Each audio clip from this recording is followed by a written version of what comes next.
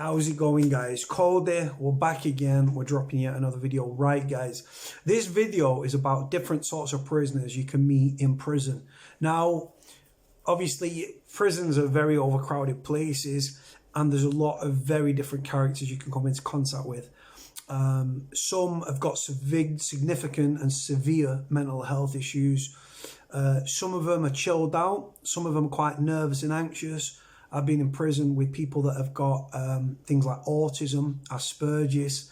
I've been in prison with people that have got significant mental health issues, paranoid schizophrenics, bipolar, like seriously, like psychotic individuals that shouldn't be in prison. They should be, in fact, be in psychiatric units, or they could have been dealt with via community orders if the crime permits, things like that.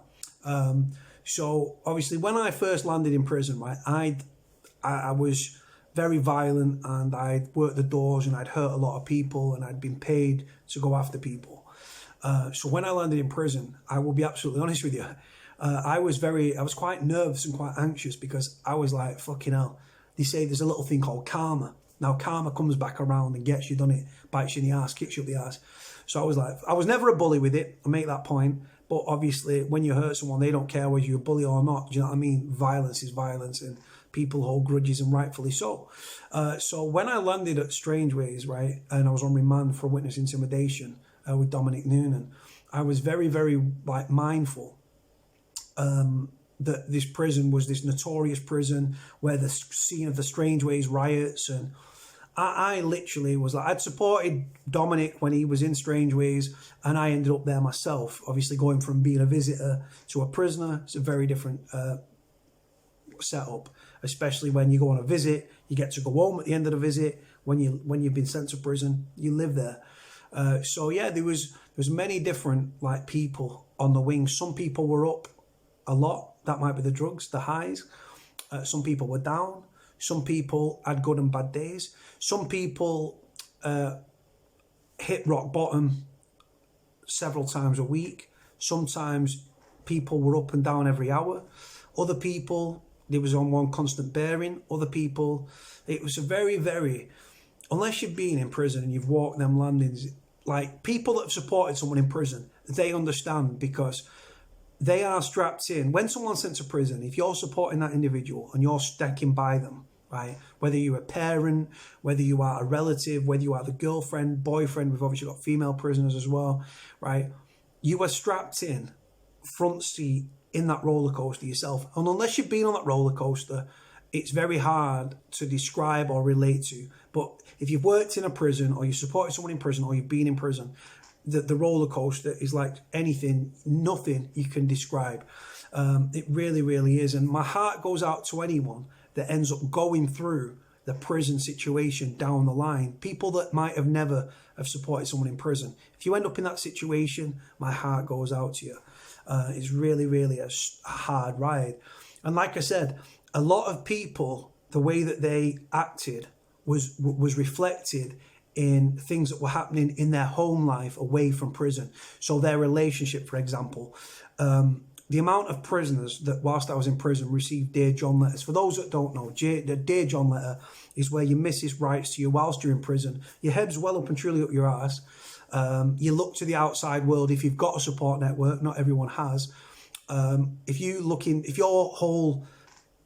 your mood depends on what's happening outside the prison with your girlfriend. Right? When you're in prison and you're in a relationship, the amount of we're paranoid people anyway. Men are more insecure than women by design, right? When you're in prison, you might be a controlling person, but when you're in prison, you can't go through her Facebook, you can't go through her phone, you can't tell her what she's wearing on a night out. You're in prison. And that is part of the punishment, 100%. And the arguments, you have increased arguments when you're in prison with your missus. Not everybody, I need to make the point, not everybody, but there's definitely an increase in prisoners that argue and become more paranoid, more insecure, because they're locked in a cell. They don't know what's happening outside the cell door, what's happening outside their landing, what's happening outside the wing, the jail. Everything's relied on the phone, whether that's a mobile phone, whether it's the prison phone, whether it's visits, right?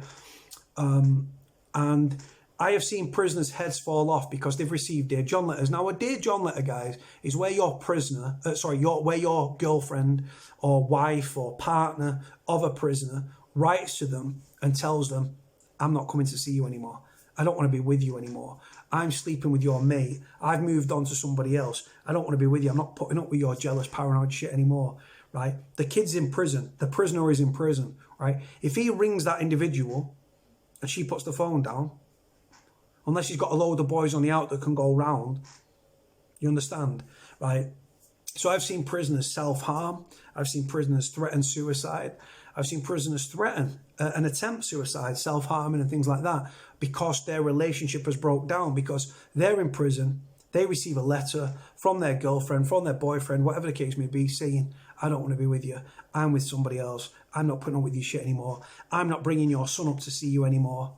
Things like that. I've seen relationships break down in prison. I've seen family relationships break down in prison where it was one prison stretch too much, or it was one paranoid accusation too much, and the prisoner's on the phone. I've seen the amount of times I've seen the prison phone being smashed to smithereens because a prisoner's having a row with his bird, right? And he's telling her, no, you're not going out tonight. Yeah, I fucking am. They have a row. She's like, I'm going out tonight. Watch me fucking ride Leroy, big black Leroy. Bam, she puts the phone down. Unless she picks up the phone when he rings her, his head has just gone west, right? And it happens very, very often in prison. The accusations, the paranoia. I've seen prisoners argue on visits with the missus, and the missus has stormed out. You think I'm some dickhead? I'm gone. See you in a bit. Take care. I'll never see you again. The next week they're up and they're titting each other up, and yeah, one of them. So yeah, and the thing is, so that outside world, which keeps your head on your shoulders, can also make your head explode, right? Then you've got the different temperaments of things on the wing. Then you add in, so the tension within the wing is always palpable. They're not always palpable, but there's a tension in the wing. You know, on the wing, life on the wing could go up at any minute. You say the wrong thing, you look at someone, you disrespect someone gets shipped into the prison, onto the wing, and you've got some beef with from previous shit. Bam, you've got to on-site them. On-site them, you've got to attack them on site. So this is the thing, and people are getting out every day, and people are getting sent to prison every day, and like I said, people are getting sent to the segregation unit, other people are being fed in. So you've got a lot of combustible elements there. You've got a lot of different people that have got different triggers that set them off. That some people are more laid back and chilled. Other people are more, they're like they're a spark just waiting to go. Little thing, bam, they'll go. And you've got all these people on these wings, right? Like I said, in prison, like in Strangeness, I think the prison population is about 1,600. And that's obviously from A wing up to K wing. And you've got all these combustible elements on a wing, and you know that it could go off at any minute. And like I said, in prison, like I've said in the previous videos, little things become mountains. Mountains become volcanoes. Volcanoes explode. And I've seen it way too many times. And like I've said, if you take that person and put them on the street as a free man on the land, would they lose their shit over small things like that? Some of them, yes. A lot of them, no. But like I said, in prison, there's rules like if someone drops it on your toes, you've got to fight. Well, I'm not a fighter if I'm not going to fight. Well, if you're not going to fight, you're going to get your ass kicked. Prison's a place where the strong survive and the weak, unfortunately, become very vulnerable. People with mental health issues, they start getting addicted, they start self-medicating with drugs, things like spice or new psychoactive substances, now known as, well, spice is known as a new psychoactive substance, formerly illegally high. So like I said, you've got to just take everything away, all the bullshit and the drama, just the prisoners, right? Their attitudes, their temperaments, some are up here, some are down there, some are fighters, some are not, some are cocky, some are bouncing around the wing thinking they own the wing and Johnny Concrete. Other people are more introverted. You've got people with Asperger's syndrome, right? Then you add into the mix drugs, right? Illicit drugs, prescription drugs, right? New psychoactive substances like spice. Then you add into it family breakdowns, family relationships with their partners. Then you add into it debt, right? Thieves, because some people become addicted to drugs. They've got no money coming in because not everyone's got a support network. They start to steal. You get caught stealing in prison, you're going to get dealt with. If you get caught in prison stealing, or someone even thinks it's you, you're going to get filled in. Like I said, so you've got combustible people anyway, and then you add in all the anger issues, the mental health, the drugs, the new psychoactive substances, debt, family woes, trouble, strife, beef with the screws. It goes on that way. And like I said, so you can come across very introverted prisoners that are very, very anxious and very nervous, and they don't really want to mix with prisoners. So when they're allowed out of their cell, they lock off. For those that don't know, lock off, you're allowed out of your cell, but you go into your cell and you lock the door, you turn the thing over. If a screw comes and uses his key, it will override your lock, but prisoners lock off. Some prisoners take drugs. Some people are addicts when they go to prison. A lot of people take drugs in prison. I've seen people go to prison as addicts and leave as addicts. I've seen people go to prison having never taken a drug in their life and are leaving as spice heads, addicted to spice, or other drugs. Now, spice is the drug of choice within prison. Why? Because it's cheaper than other mainstream drugs, it's doubly potent, and it's super addictive. Now, I remember there's a guy in Forest Bank called Tony Locke, right? I got on really well with Tony. I used to play pool with Tony. He was a very good pool player, and he used to kick my ass. Other times I kicked his ass. Now, Tony was addicted to heroin, right? And I remember walking in his cell once, and he was chasing the dragon.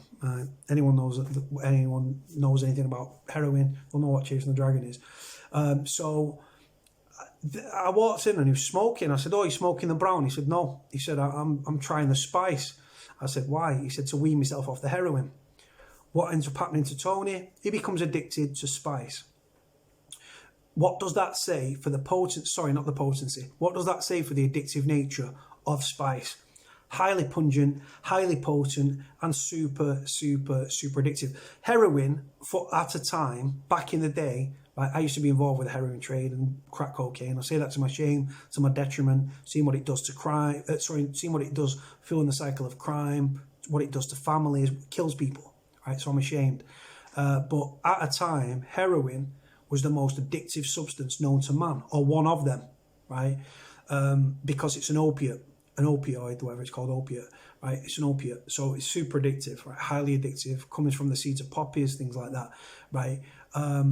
So now he became addicted to spice. So you saw a change in him from being a heroin addict that couldn't get the drugs to, he was one that used to fill his body with sugar. When he couldn't get drugs, or someone had cut him off, or there was a drought on, right?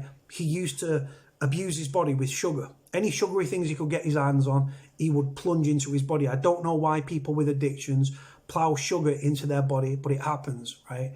I remember a prisoner that I got on really well with on the cleaners, Danny Clayton at Forest Bank. Danny became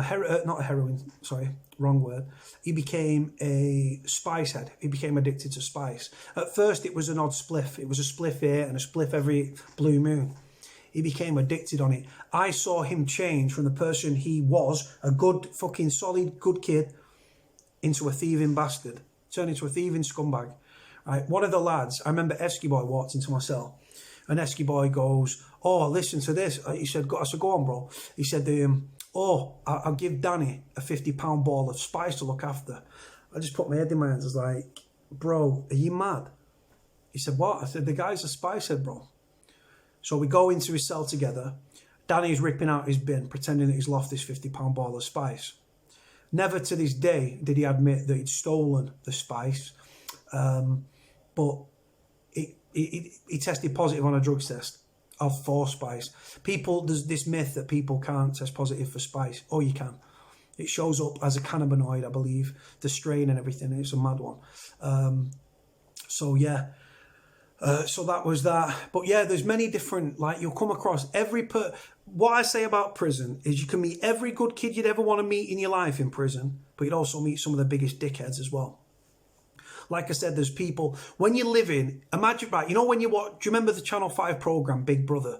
And you lock all these people into this, like a small number of people into a house with CCTV cameras on them 24/7, right? Imagine doing that with criminals, right? Not everyone in prison is guilty, by the way, but imagine doing that with criminals, prisoners, with people with paranoid schizophrenia, mental health issues.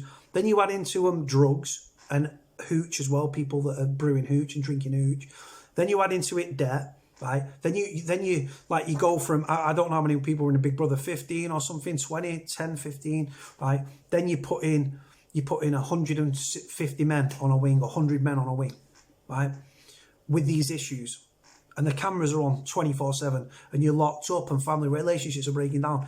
It is the biggest, it's like Big Brother, but on a massive scale. And like I said, what flows from that is violence, self-harm, suicide attempts, and sadly and tragically suicides. Fights can happen in an instant. I remember someone cut in front of someone in the queue and they got battered. I remember someone sitting on someone's bed and they farted on their bed and he got smashed because he farted on his bed and it was disrespect. I've seen another kid got slapped up because he went to get onto his top bunk, and as he did, he put his dirty foot, because he'd been walking around his cell in dirt, like barefoot, put his foot on the kid's new clean bed to jump up onto the top. He got slapped up.